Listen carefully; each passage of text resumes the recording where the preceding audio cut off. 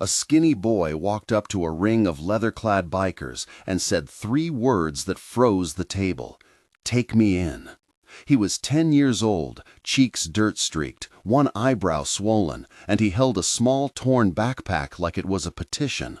The sun was low and warm, the smell of engine oil and frying onions hanging in the air, and the rumble of motorcycles settled into a low human heartbeat. "Take me in," he repeated, voice thin. The men and women around the picnic table looked at one another, forks paused mid-air, coffee cooling in their paper cups. His name was Timothy Rivera. Everyone called him Timmy, and his gaze was both pleading and oddly sure. Nearby, Rosa Martinez, a volunteer cook, put her hand to her mouth. Mike Alvarez, a mechanic and one of the bikers, rose so quickly his chair scraped the gravel. Linda, the neighbor, who had been sweeping the porch, stopped and listened as if the words were a distress signal. Officer Hernandez, who happened to be off duty and passing by, pushed his cap back and said softly, "What happened here?" The texture of the scene was immediate: dust on fingers, the metallic tang of gasoline, laughter that vanished. The promise of the story was simple and urgent. This video will show why a child asked to be taken in, and how a very unlikely community turned that request into rescue and lasting justice. They asked him to sit and told him to breathe. "Why here?" asked Mike. "Why now?" asked Rosa. "What did you run from?" asked Linda. Timmy answered with a small, sharp laugh, and then with a whisper. "I want shelter. I want someone to stop the bad man." The table smelled of coffee and sweat, the gravel crunched under boots, a radio played a distant game score, and Timmy touched the worn seam of his backpack again, as if to find courage. The scene set the stage for a larger revelation that would prompt a complaint, an investigation, and ultimately a court order. At first, people offered food and blankets. "You can stay here tonight," said Mike. "No, we need to call someone," Rosa countered. "Who do we call?" Linda asked, voice trembling. "The shelter?" "The shelter takes families, not runaway kids," Officer Hernandez said, voice low. "Call the hotline," suggested Marco, a caseworker at a local nonprofit. "Call an attorney," suggested Jenna, a church volunteer. The scene grew more urgent as names and roles slipped naturally into the conversation. Calls were made, hands dialed numbers with eyes wet, and someone retrieved a photograph from Timmy's pocket that changed the tone in the room. The first hints of a larger injustice began to show. When asked about his home, Timmy told a story that fit too many headlines. He had been living in a small apartment on the edge of town with his mother and a man who claimed to be a friend. He described nights with the smell of bleach and cold cereal, mornings where his backpack held most of his possessions, and a single small photograph of his father in uniform tucked into a pocket like a talisman.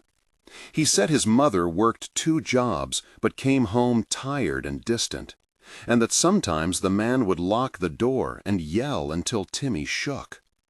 The backstory filled in with tactile detail, color, and weight. A mattress that sagged, a light bulb that buzzed, the metallic clang of keys, a bruise that looked like a crescent moon, and the soft, worn edge of his father's dog tags in his palm. That backstory was compact but raw, the length of a winter night and the size of a lost childhood.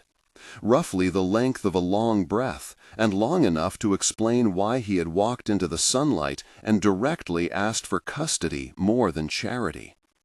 If this touched you, know that you are not alone. If this moved you, please read on, and then tell us in the comments. Have you ever watched strangers become protectors? Share in one sentence starting with "I saw" or "I would." Your short account could guide someone who is deciding to act. This community reads your experiences, and they inform volunteers, caseworkers, and even attorneys who follow these stories. Your voice can inspire someone to make a call that saves a child. Now we return to the action to show how a handful of bikers, volunteers, a pastor, and a lawyer turned a plea into formal complaint and tangible shelter. The investigation began like most small-town miracles, messy and procedural.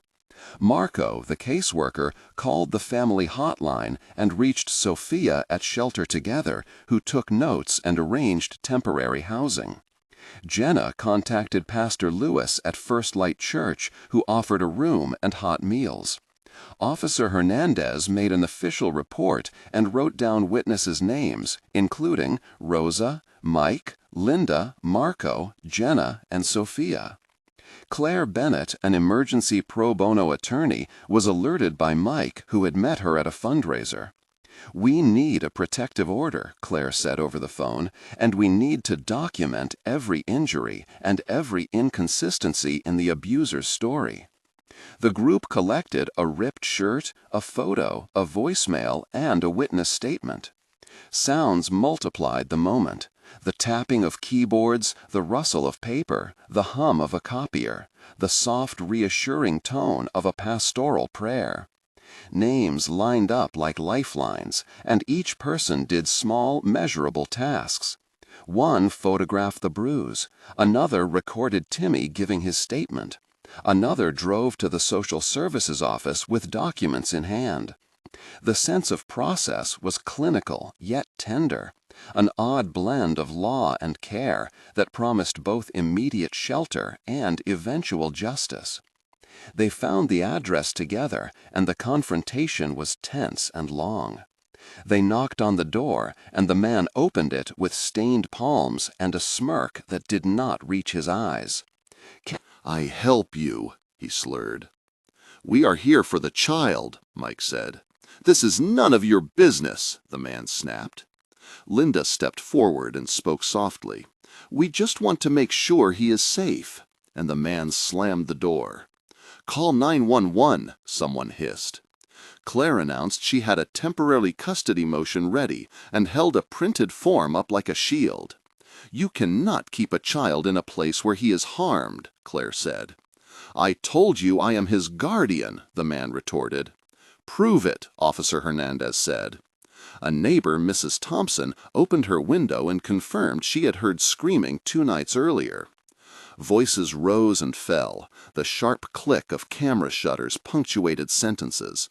The heat of anger and fear mixed with the cold, smooth metal of an evidence folder passed between hands.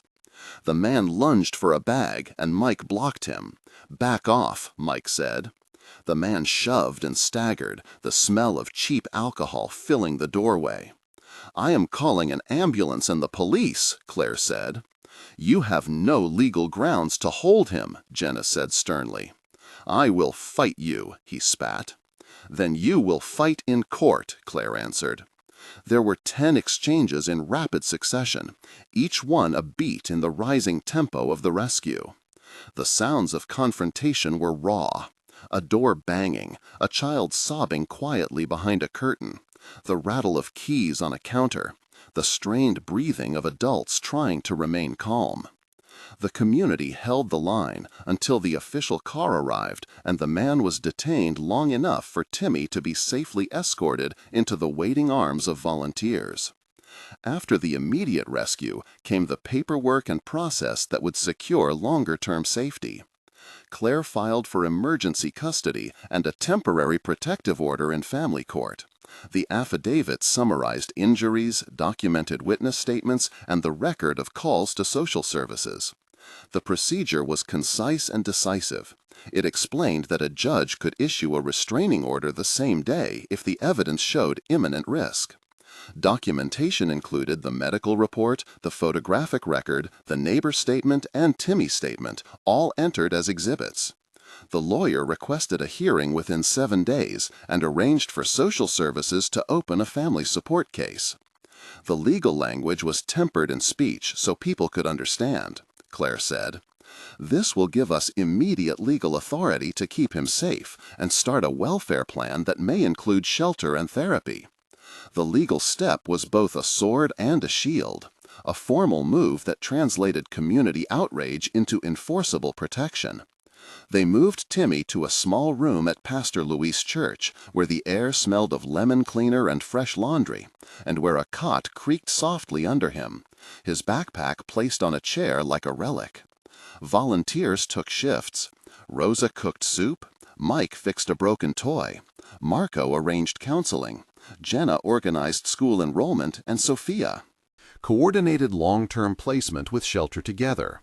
Linda sat with Timmy and taught him to draw a house with a sun, the texture of crayons rough on paper, the bright wax smell filling the room. The community became a mosaic of names and actions. Pastor Lewis offered spiritual care. Claire secured the order. Officer Hernandez remained available as a witness.